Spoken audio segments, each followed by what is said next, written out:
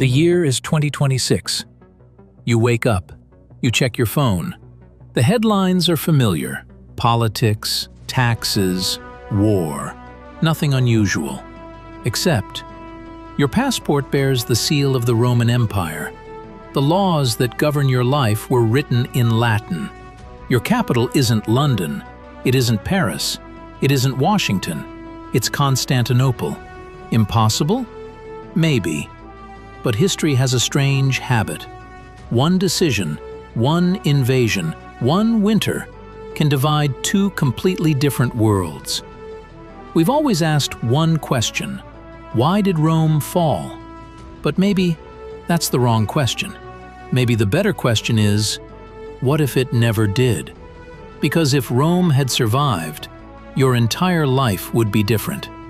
Not slightly, completely. For centuries, we've imagined Rome as an unstoppable giant.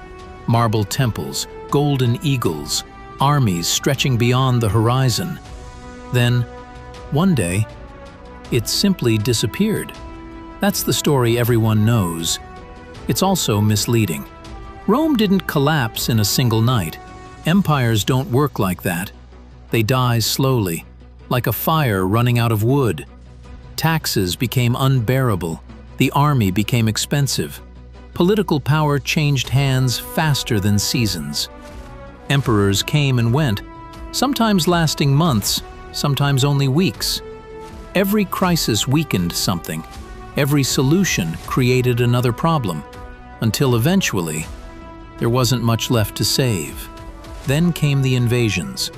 Germanic tribes crossed the borders, cities fell, trade collapsed, and in 476 AD, the last Western Roman emperor was removed from power. History books love that date because it's clean, simple, convenient. But history is rarely convenient. The Eastern Roman Empire continued for almost another 1,000 years. Rome didn't really disappear. Half of it kept breathing. Which raises an interesting question. If one half survived, why couldn't both?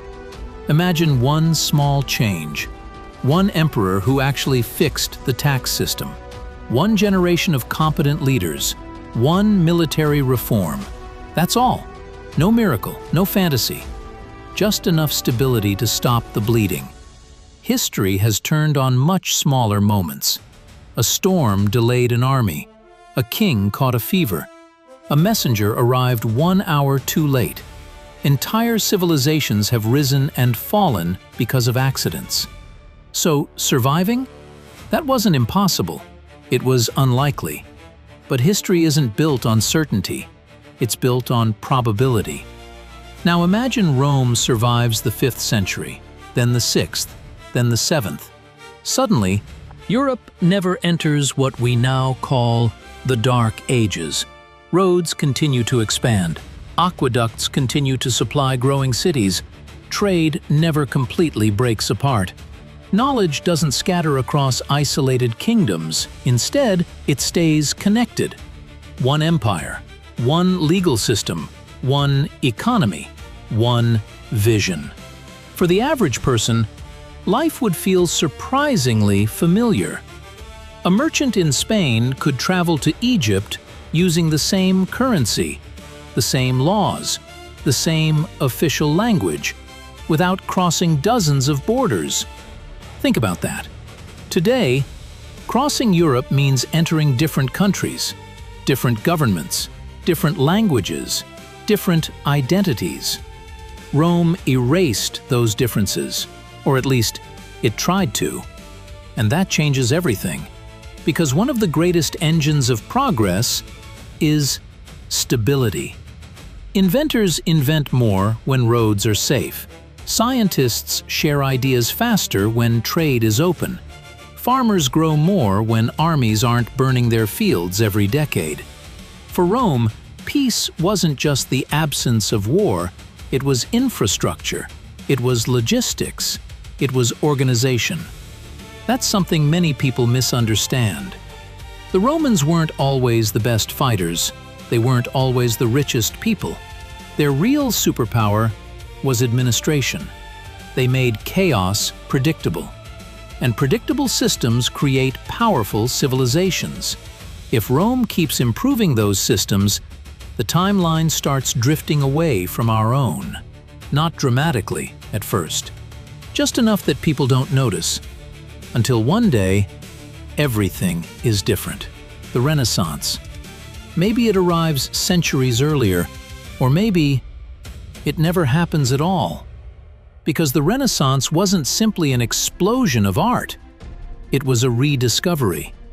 Europe had to rediscover knowledge because much of it had been lost. But if Rome never falls, what exactly needs rediscovering? Maybe Leonardo da Vinci is born into a world where engineering never stopped advancing. Maybe he isn't extraordinary. Maybe he's simply normal. Imagine what that means.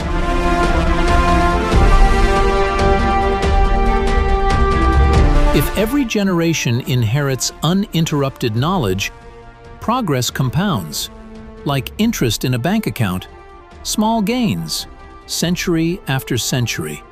Eventually, the gap becomes enormous. The steam engine could appear earlier, medicine could advance faster, navigation becomes more precise, the oceans become smaller, the world becomes connected centuries ahead of schedule. And then, history reaches its biggest turning point. Not Europe, not Asia, but an ocean.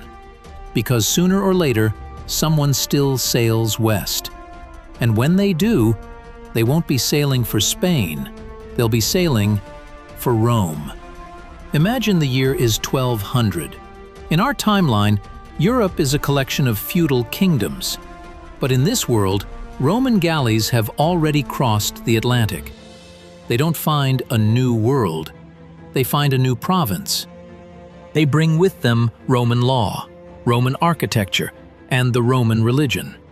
Centuries before the Industrial Revolution, the Americas are already being integrated into a global Roman economy.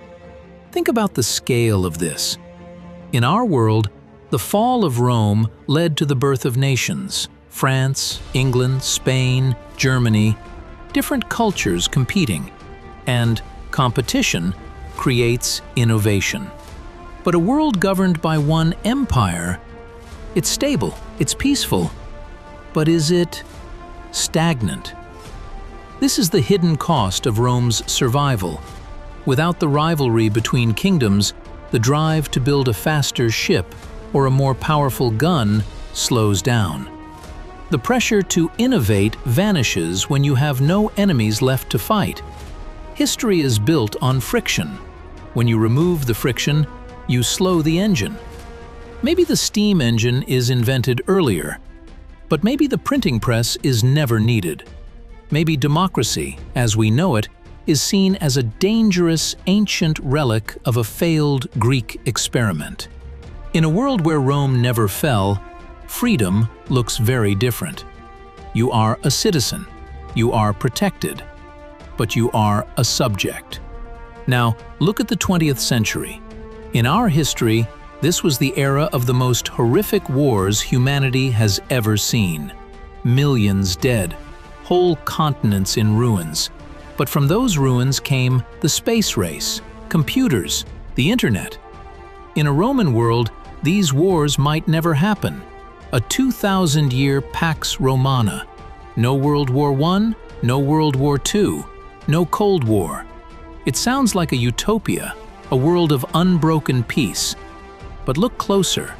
Without the desperate need to outcalculate an enemy during a war, would we have ever built the computer? Without the race to put a missile over a rival's capital, would we have ever reached the moon? Maybe, in this version of 2026, we are still living in a high-tech version of the 18th century. Beautiful, ornate, safe, but slow. And here is the final realization.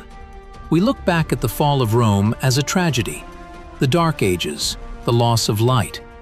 But maybe that darkness was necessary. Collapse isn't just an end, it's an invitation for something new to grow. Rome had to fall so that the modern world could be born. It had to break apart so that the diversity of thought, language, and competition could push us toward the stars. The Roman Empire was a masterpiece of organization. But progress is messy, it's chaotic, it's violent. We like to think that history is a straight line moving upward, but it's more like a forest. Sometimes the old trees must fall for the new ones to find the sun. So, the next time you look at the ruins of the Colosseum, don't just see a lost empire. See the moment the world began to change. History doesn't always tell us what happened. Sometimes, it tells us what had to happen. Maybe Rome didn't fail us. Maybe it gave us the greatest gift an empire can give.